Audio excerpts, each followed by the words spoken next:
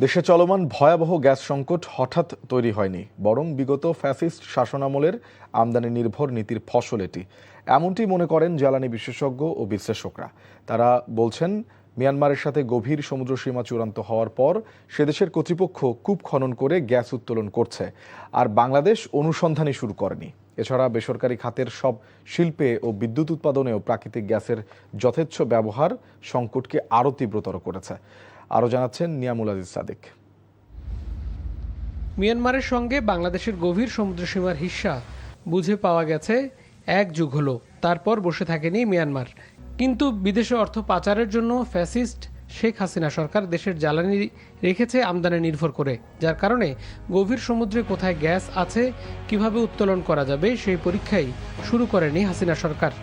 আমদানিতে জিম্মি করে রেখে গেছে স্বৈরাচার, যার খেসারত দিতে হচ্ছে দেশের জনগণকে। বিগত সরকারের সময় দীর্ঘদিন গ্যাস এক্সপ্লোরেশন বন্ধ ছিল। আবার যে 7টি কূপ থেকে গ্যাস উত্তোলন হয়, বেশিরভাগ ব্যবহৃত হয় রান্নার কাজ, গৃহস্থালিতে। এর পাশাপাশি বিদ্যুৎ উৎপাদন, সিএনজি পাম্পে এমন গ্যাসের সরবরাহের কারণে ইতোমধ্যে গ্যাসের মজুদ কমে আসছে বাংলাদেশে। 2017 সালে খাগড়াছড়ি, নোয়াখালী, জামালপুরের 3টি কূপ খননের দায়িত্ব পায় আজারবাইজানের কোম্পানি। পরে তারা সফল হয়নি। গ্যাসপ্রম, শেভরন সহ বেশ কিছু কোম্পানির সঙ্গে চুক্তি হলেও আশানুরূপ কূপ খননের সফলতার পরিবর্তে ট্যাংরা টিলা সহ বেশ কিছু এলাকায় দুর্ঘটনা ঘটে। আপাতত তাই স্বল্প মেয়াদী সমাধানের দিকে যেতে পরামর্শ বুয়েটের এই শিক্ষকের। গ্যাসটাকে একটা সুষ্ঠু বন্টন করে দেওয়া। হ্যাঁ, সুষ্ঠু বন্টনের মানে হচ্ছে যে কোনো সেক্টর যেন অতিরিক্ত ক্ষতিগ্রস্ত না হয়, সাফার যেন না হয়। ডিপ সি অফশোরে যেটা আমরা বিডিং করেছি, সেই বিডিংয়ে যেন ইয়েটা আসে, বিডাররা আসে এবং কাজ যেন আরম্ভ হয়। হ্যাঁ, এটার দিকে নজর রাখতে হবে এবং ওইটা আমাদের সবচেয়ে বড় ভরসা।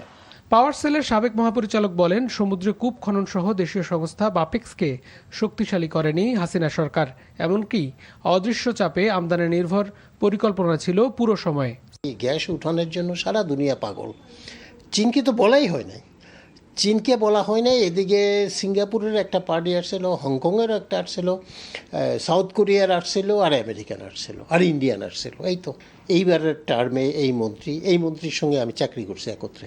একদম প্ল্যান নাই, টোটালি প্ল্যান নাই এবং চিন্তাও নাই। চিন্তা থাকলে একটা মন্ত্রী তো কথা বলতো, তাহলে আমরা তো তার স্টেটমেন্ট দেখি না।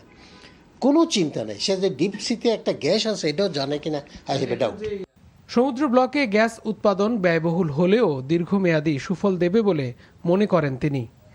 নিয়ামুল আজিজ সাদিক, এনটিভি নিউজ, ঢাকা।